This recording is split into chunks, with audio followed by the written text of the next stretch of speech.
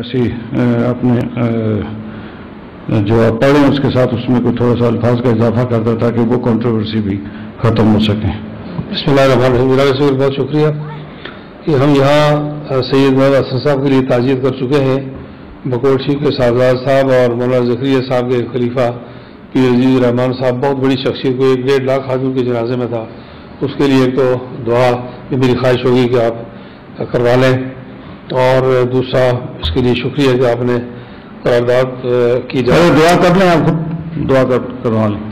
اللهم صل على سيدنا محمد وعلى ال سيدنا محمد وبارك وسلم عليه. اللهم اغفرهم جميعا وارحمهم ولا تعذبهم وعاذهم من عذاب القبر وسهل عليهم مهمات القبر واجعل قبورهم روضة من رياض الجنة. اللهم اغفر حسناتهم وارفع درجاتهم واجعلهم يوم القيامة مع الصديقين والشهداء والصالحين.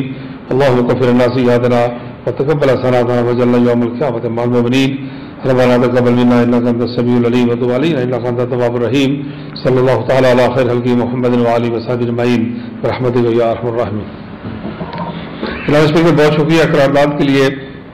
میں پہلے قرارداد پڑھ لوں تو پھر جو آپ نے فرمایا ہے اس پر میں گزارش کرتا ہوں. آزاد جموں و کشمیر قانون ساز اسمبلی کا یہ اجلاس اہل بیت اطہار خلفائے راشدین عشرہ مبشرہ اور جمیع صحابہ کرام رضوان اللہ تعالیٰ علیہ اجمعین کے حسن کردار و عمل کو تمام امت مسلمہ کے لیے مشعل راہ اور ہدایت کا عمدہ نمونہ سمجھتا ہے. جن کا ہر قول و فعل صدق و صفا اخلاق و وفا جیسی صفات سے متصف ہے. جن کا نادر یقین و اعتماد ہر دور کے نامساعد حالات میں ملت اسلامیہ کی رہنمائی کا بہترین ذریعہ چلا آیا ہے. جن کے بارے میں رسول اللہ صلی اللہ علیہ وسلم کا ارشاد مبارکہ ہے.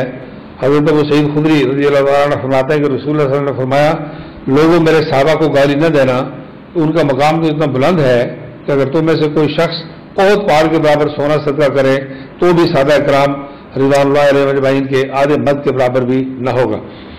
اور پھر یہی وہ مقدس ہستیاں ہیں جو نبی کریم صلی اللہ علیہ وسلم اور امت مسلمہ کے درمیان رابطہ کا ذریعہ بھی ہیں. اکثر مشاہد میں آیا ہے کہ چند زندگی کو شرپسند عناصر موجودہ دور میں فرقہ واریت کو ہوا دینے اور اتحاد بین المسلمین کو پارا پارا کرنے کے لیے مختلف طرح کے سازشی ہتھکنڈے استعمال کرنے میں مصروف ہیں.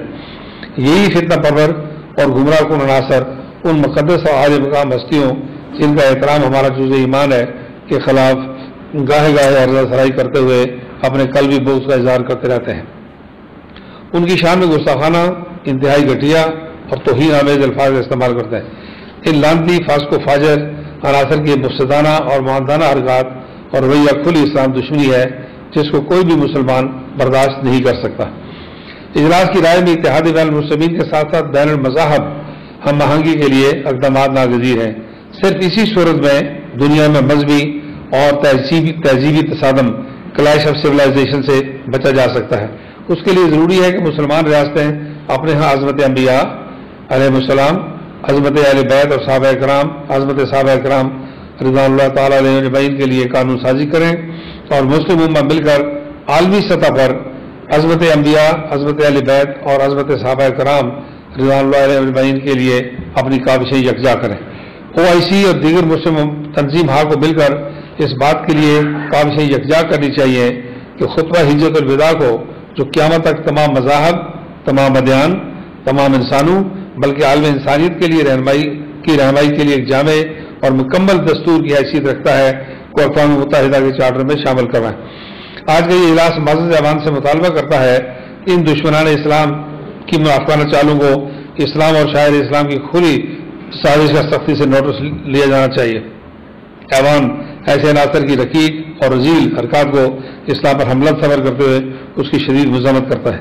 آج کا اجلاس ایوان سے مطالبہ کرتا ہے کہ ان مذموم حرکات کو روکنے کے لیے آزاد کشمیر میں قانون سازی کی جائے تاکہ آزاد کشمیر میں اتحاد بین المسلمین کو قائم رکھنے اور مضبوط تر کرنے کے لیے ایک نظام وجود میں آ سکے اور اس مقدس مشن کے لیے کام کرنے والوں کو مزید تقویت حاصل ہو سکے.